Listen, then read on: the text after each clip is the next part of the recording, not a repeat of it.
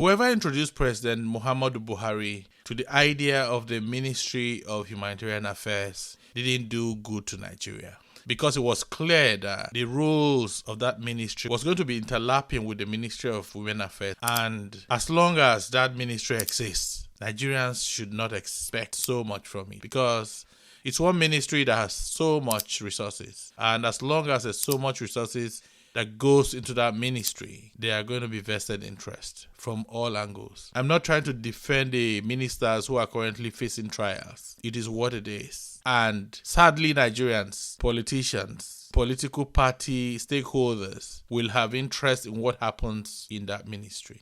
Betta and other ministers may have fallen today. They may not be able to say a lot of things. And even if they go down, it will be difficult to accept that they were accomplices in what has happened. And even assigning somebody else to man that ministry will not checkmate the fraud that has happened or is to happen in that ministry. We don't need a ministry for humanitarian affairs. Government needs to just sit up and be responsible. We don't need to be deploying humanitarian needs to IDP camps if we have managed our security systems properly. We don't need to deploy aid to communities if we have adequately funded our security agencies and ensure that they are actually carrying out their duties. Government is creating loopholes for people to steal from her. Government is investing so much. If government had fixed some of the issues that would create humanitarian issues, I don't think we will be fighting and raising resources to cater for humanitarian needs. We don't need a Ministry of Humanitarian Affairs. It's a conduit pipe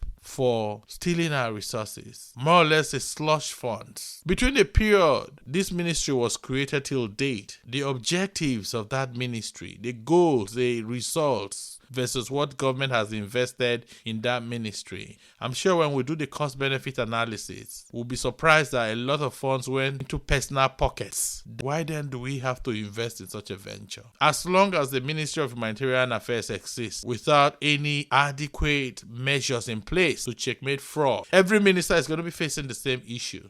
Betta and Sadia are not going to be exceptions here. It's a very tempting ministry, and a lot of interest is in that ministry. I don't think suspending the ministers and asking somebody else to man it should be the only thing President Bola Ahmed Tinubu ought to be doing at this point.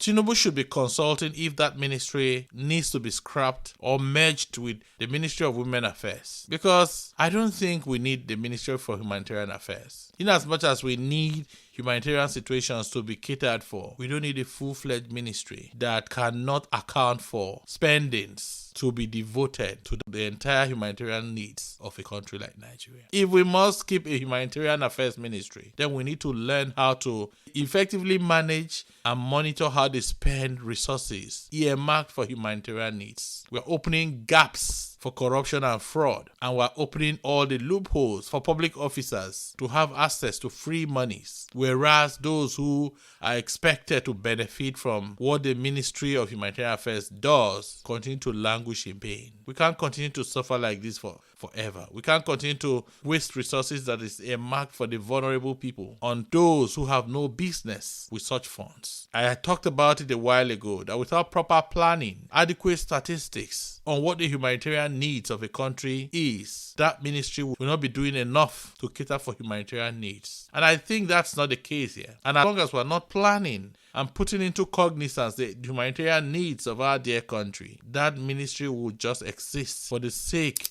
of catering to the needs of the big people. I don't know what you think about it, but I'd love to have your opinion on this issue. Kindly like, share, and subscribe to our channel. This is The Real Issue with Kagwa.